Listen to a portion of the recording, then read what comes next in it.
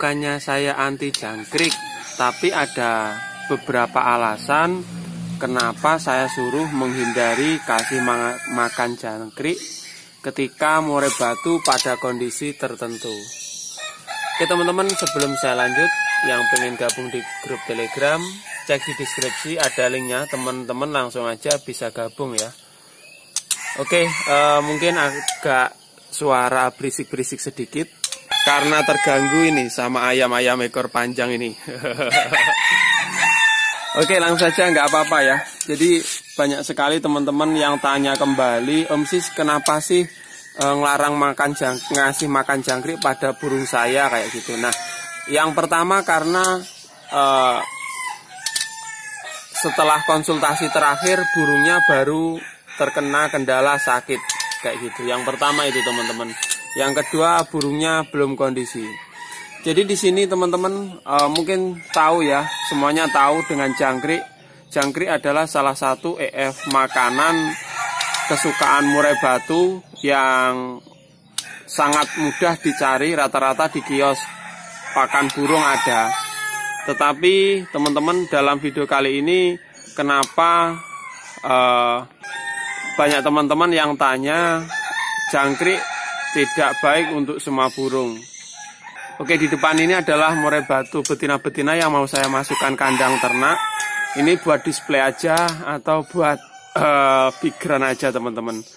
Yang mau saya jelaskan menurut pengalaman saya tentang jangkrik, kenapa saya larang ketika alasan saya yang pertama ketika burung baru sakit. Nah, seperti video saya sebelumnya teman-teman tentang penyembuhan murai batu, mungkin teman-teman yang sudah mengikuti lama pasti masih ingat ya.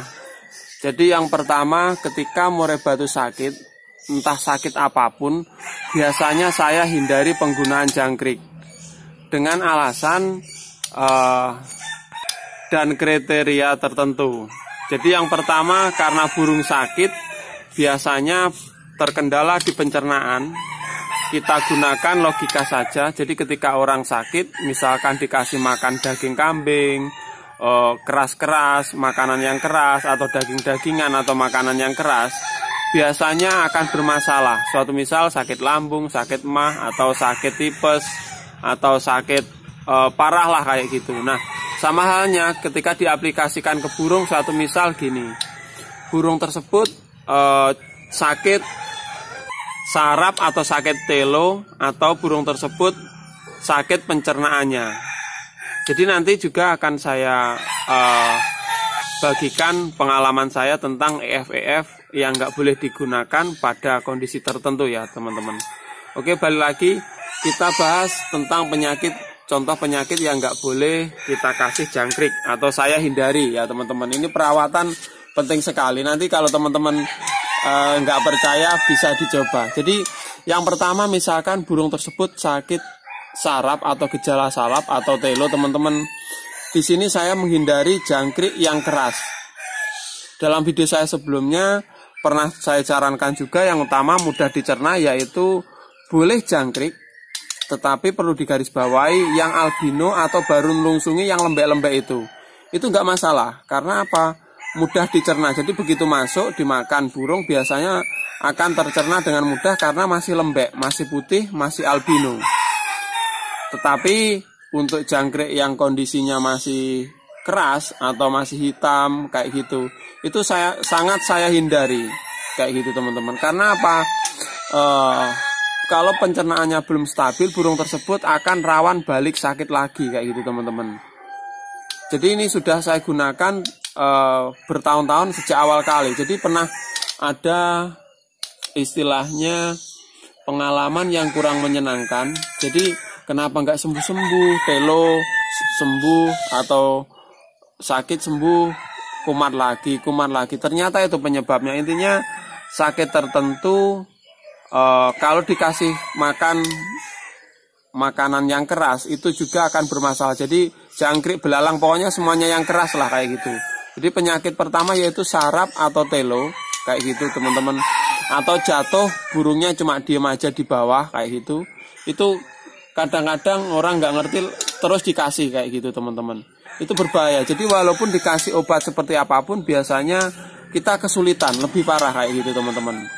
Jadi dalam video kali ini karena banyak sekali yang tanya dalam WA, dalam komentar, kenapa nggak boleh jangkrik? Saya setiap hari jangkrik. Nah, sebetulnya nggak ada larangan, tetapi yang perlu digarisbawahi, burung yang kurang sehat itu janganlah dikasih makanan yang keras, intinya kayak gitu. Cuman kalau saya bilang jangan dikasih makanan keras, nanti pikirnya dikasih batu atau dikasih kayu. Enggak gitu, maksudnya EF-nya itu jangan gunakan EF yang keras supaya burungnya cepat pulih dalam penyembuhan. Suatu misal, ya itu yang bagus sebetulnya kroto tadi teman-teman. Kroto segar, terus bisa gunakan jangkrik yang masih putih atau albino kayak gitu teman-teman. Jadi kalau udah makanannya udah kita tata, kita pengobatannya lebih mudah, intinya seperti itu. Jadi jangan kasih makan jangkrik, intinya pada kondisi burung-burung tertentu ya, kayak gitu. Yang pertama itu. Yang selanjutnya, kalau misalkan kondisi sehat, jangkrik tetaplah EF paling favorit disukai burung, intinya kayak gitu. Mungkin teman-teman ada yang tanya, wong dikasih burungnya tetap masih lahap. Nah, kalau burung kan dia posisinya nggak punya pikiran, masih istilahnya langsung makan aja kalau ada makanan. Tetapi dia merasakan kalau sudah dicerna nanti kayak gitu teman-teman. Yang pertama itu. Yang selanjutnya ini saya tambahi pertanyaan kedua, Om Sis, kenapa burung saya makan jangkrik tidak mau? Nah, di sini teman-teman masih tentang seputar jangkrik. Jadi burung makan jangkrik tidak mau atau tidak lahap itu ada dua kemungkinan juga menurut pengalaman saya. Yang pertama, burungnya karena kurang sehat. Jadi yang sebelumnya lahap, makan itu cuma di mood kayak gitu. Nah, itu kurang sehatnya, beberapa penyakit juga bisa seperti itu, mengalami seperti itu burungnya. Jadi kalau udah kayak gitu, misalkan ciri-cirinya burungnya lesu kayak gitu, itu hentikan pemberian jangkrik kayak gitu teman-teman. Terus ada juga yang kedua ini, memang jatahnya burung tersebut kurang suka mau makan jangkrik. Nah, kalau yang kedua ini posisinya burungnya sehat teman-teman, ini teman-teman masih bisa bereksperimen. Maksudnya gini, masih bisa diajari. Jadi beda yang pertama, kalau pertama jangan dilanjutkan, harus kita kasih makan yang lembek-lembek seperti saya bilang tadi. Tapi kalau yang dua ini karena sehat, burungnya belum mau makan jangkrik, ini bisa kita ajari. Nah, dengan cara teman-teman pemberian EF biasanya jam 7, jam 8, teman-teman kasihnya EF itu agak siang. Jadi kalau misalkan kita ngasih EF sekitar jam 7, jam 8 paginya, ketika sore jam 3, jam 4, teman-teman kasih aja agak lambat 1-2 jam. Kayak gitu teman-teman. Nanti biasanya burung tersebut akan makan. Jadi kita kasih yang jangkrik yang kecil-kecil dulu teman-teman.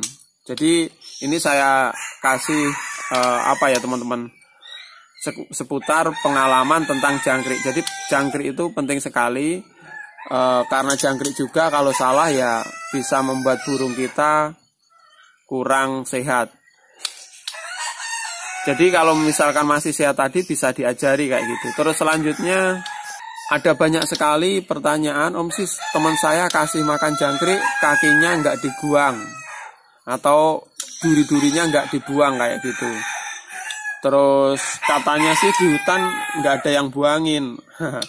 Ini gini teman-teman, jadi sebetulnya itu nggak perlu jadi perdebatan ya tentang kasih makan jangkrik seperlunya kayak gitu. Kayak gini teman-teman. Nah, kalau di hutan burung biasanya udah terlatih, udah terbiasa kayak gitu. Jadi makanya burung tersebut pengen makan apa, biasanya semua serangga yang ditemukan dimakan, itu nggak apa-apa. Yang pertama, setelah makan burung tersebut gerak-gerak atau semaunya, dan dia pengalamannya beda. Jadi kalau kita kandangin kayak gini, dia biasanya EF-nya itu agak kekurangan. Jadi ketika kita kasih makan jangkrik, dia langsung ditelan. Yang pertama itu, kadang-kadang ada yang langsung ditelan lek kayak gitu. Nah, kalau sekali dua kali nggak apa-apa, tapi kadang-kadang ketemu yang istilahnya durinya itu yang tajam-tajam teman-teman. Ya untuk mengantisipasi itu tergantung kitanya saja sebetulnya. Jadi kita prihatin, kita kasihan sama burung kita apa enggak kayak gitu teman-teman. Yang pertama itu. Yang selanjutnya ketika disangkar kayak gini, dia cuma loncat-loncat makan. Jadi pencernaannya itu kalau dikasih yang keras-keras kasihan juga, kurang tercerna kayak gitu. Ibaratnya seperti orang setelah makan daging, dia cuma tidur, duduk. Nah, itu kurang bagus. Tapi kalau setelah makan daging dia aktivitas, dia malah kuat. Seperti burung juga, ketika kasih makan jangkrik kondisi keras utuh, dia cuma disangkar kayak gini. Tapi kalau dalam liar dia gerak-gerak kayak gitu akan tercerna lebih mudah kayak gitu teman-teman. Jadi sebetulnya itu tergantung kita juga. Kalau saya sendiri merotoli kaki jangkrik itu ya seperti ritual kayak gitu, sambil melihat burung kita, bukan ritual maksudnya, hobi kesenangan tersendiri kayak gitu, sambil merotoli juga teman-teman bisa lihat burung kita atau kondisi kita. Oke teman-teman, tentang seputar jangkrik itu tadi. Sebetulnya burung ini baru mau saya masukin kandang ternak sekaligus buat display aja ya. Teman-teman yang punya pengalaman lain silahkan tulis di kolom komentar. Salam satu hobi.